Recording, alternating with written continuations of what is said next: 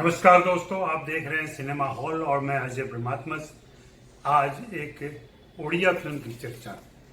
Odia film नील माधव पांडा की है और यह जल्दी ही मूवी प्लेटफॉर्म पर आएगी, वहां आप इसे देख सकते हैं।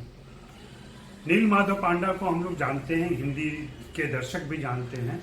उनकी आई एम कलाम और कड़वी हवा पिछले दिनों हम लोग देख चुके हैं।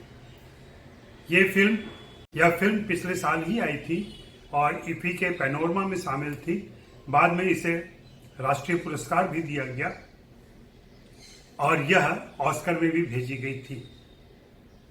इन सारी बातों से महत्वपूर्ण यह है कि लगातार पर्यावरण को लेकर के नील माधव पांडा अपनी चिंता जाहिर कर रहे हैं फिल्मों के माध्यम से। उनकी कड़वी हवा एक नमूना है, एक उदाहरण है कि किस तरीके से उन्होंने संजय मिश्रा को लेकर के वह फिल्म बनाई थी और एक बहुत बड़ी बात कही थी। इस बार वे अपने प्रदेश लौटे हैं। उड़ीसा की कहानी है यह, जहां हम जानते हैं कि दिन रात चक्रवात आते रहते हैं। हर साल का ये हादसा है वहां पे, और ये इसलिए हुआ है कि हम लोगों ने पर्यावरण के साथ जो अन्याय किया है, जो दुराचार किया है, उसी का नतीजा ये सामने दिख रहा है।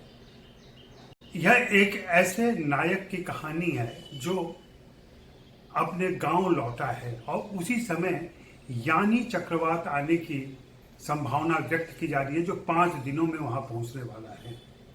वह अपने परिवार की तलाश में पहुंचा है और सभी उसे मना कर रहे हैं कि जब सारे लोग गांव से निकल रहे हैं और चक्रवात के लिए बने शेल्टर में जा रहे हैं तो तुम भी चलो, तुम यहाँ क्या खोज रहे हो। वास्तव में वह अपने खोए हुए परिवार को खोजने आया है, जो पिछले चक्रवात में समुद्र में डूब गया था।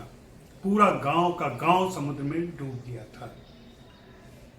यह कहानी उस विभीषिका के अवशेष के जरिए दिखाती है और दर्शाती है कि अगर हम अब भी सावधान नहीं हुए तो हमारा भविष्य कल के अतीत से बुरा होने वाला है।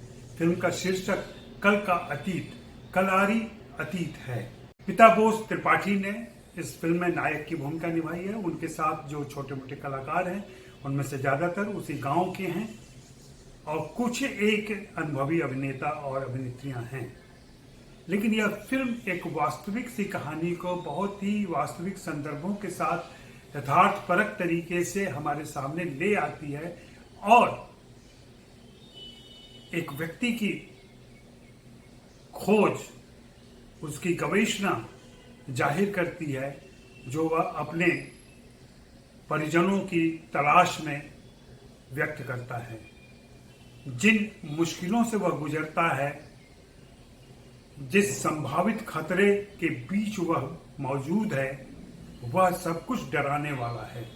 मुझे लगता है यह फिल्म ज्यादा से ज्यादा देखी जानी चाहिए।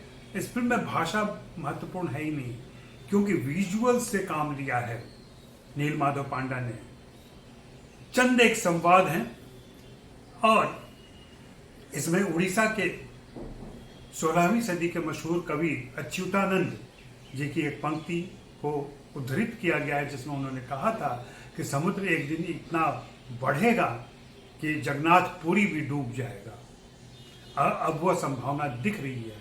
ऐसा कहा जा रहा है कि 2050 तक मुंबई, बैंकॉक और शंघाई जैसे शहर समुद्र के अंदर चले जाएंगे, समुद्र उन्हें निगल जाएगा।